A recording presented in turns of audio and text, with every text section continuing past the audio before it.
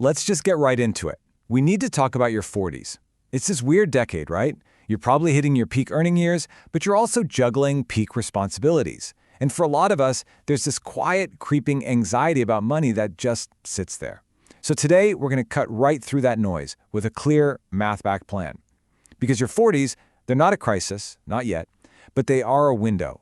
And you know what they say about windows? They have a tendency to close.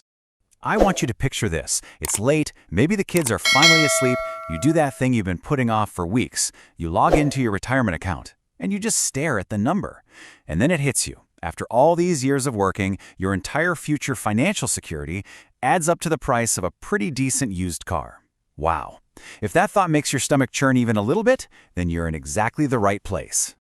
So let's kick things off with that wake-up call. It's really all about getting brutally honest about where you are right now and why this particular decade is so, well, unforgiving if you get it wrong. And to make this real, we're going to follow the story of a guy we'll just call Dave. So meet Dave. He's 43 years old, makes a good living, has a family, a mortgage, the whole 9 yards, and he's got about 87 grand in his 401k. Now look, Dave's not being reckless. He's not broke. He's just kind of floating. He's doing, okay-ish. And what we're about to find out is that okay-ish is its own special kind of emergency. And boom, here's the first gut punch. According to a big financial firm, Fidelity, by the time you're 40, you should have 3 times your annual salary saved up for retirement. For Dave, that's $285,000. He only has $87,000. So he's not just a little off track, he is almost $200,000 behind where he needs to be. That's a huge gap. Now, before you get to feeling too superior to Dave, you've got to see this. The Federal Reserve says the median, that's the middle-of-the-road person, the median retirement savings for Americans aged 35 to 44 is just $60,000. That's almost 5 times less than the benchmark. So Dave's situation isn't some rare disaster. It's terrifyingly normal. And that should set off alarm bells for all of us. And this is why your 40s are the last real chance to get on track. The magic of compound interest, well, it starts to get pretty impatient right about now. To hit $1 million by retirement, a 25-year-old only needs to save less than $400 a month. But if you wait till you're 40, you have to save over $1,200 a month, more than 3 times as much, just to end up in the exact same spot. That is a massive penalty for being late to the party. So what does that delay actually cost you, year by year, in your 40s? Well, for every single year you put off getting serious, you lose out on more than $60,000 in potential future wealth. Not over your whole life, that's per year of delay. The stakes are getting incredibly high, incredibly fast. All right, enough of the scary stuff. That was the wake-up call. Now for the action plan. We're moving on to what I call clearing the fog. And this is all about financial triage. Stopping the bleeding from the things that are actively destroying your ability to build wealth right now. First things first, not all debt is the same. And this is the order you have to attack it in, no exceptions. Number 1, credit card debt. With interest rates averaging over 20%, this isn't just a bill, it is a 5-alarm financial house fire. Paying off a card with a 22% interest rate is like getting a guaranteed 22% return on your money. You can't beat that anywhere. It's an emergency. Then you worry about car loans, and after that, student loans. Okay, let's talk about something that feels really boring, but might just be the most important financial decision you ever make.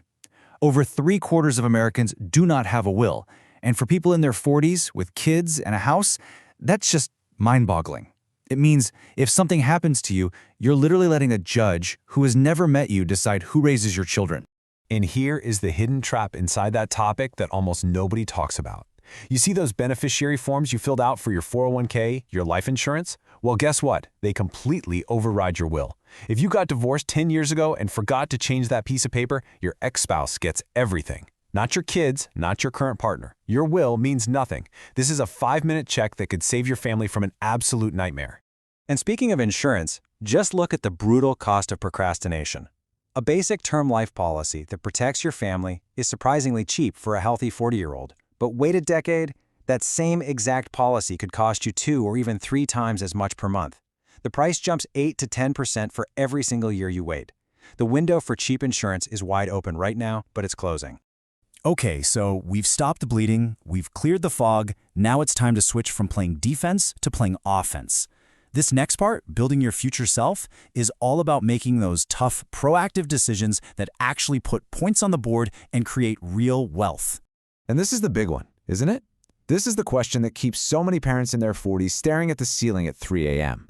You see those crazy college tuition costs on the horizon, and every single instinct in your body is screaming at you to sacrifice everything for your kids.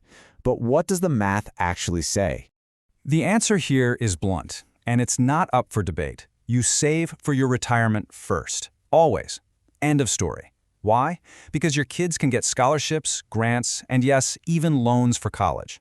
But there is no such thing as a retirement loan. If you shortchange your future to pay for their tuition, you're not giving them a gift. You're risking becoming a financial burden on them when you're older.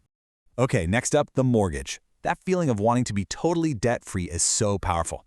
But if your mortgage rate is super low, like under 4%, you have to look at this math.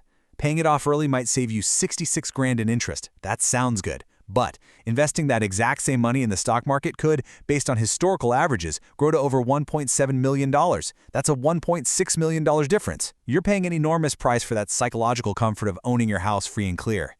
So here's your checklist. 3 super simple things you can do like today. First, log into your 401k account and bump your contribution by just 1%. Set it and forget it. Second, start planning right now to take advantage of the catch-up contribution that unlocks when you turn 50. Don't wait.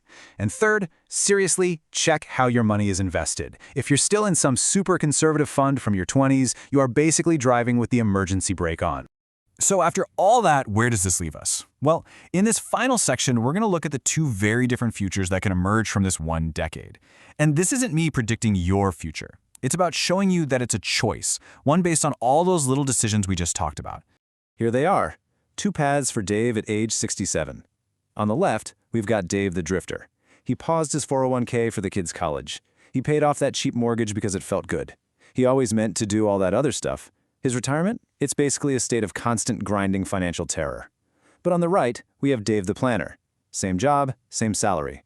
But he made the tough calls. He put his own oxygen mask on first, invested the difference, automated everything. His retirement isn't about terror. It's about having options. The gap between those 2 futures, those 2 Daves, it is everything. But it's not because one of them got lucky or won the lottery. It's the direct result of a handful of small, specific, and yeah, sometimes uncomfortable decisions that were made during this one crucial decade. It's about action, not accidents.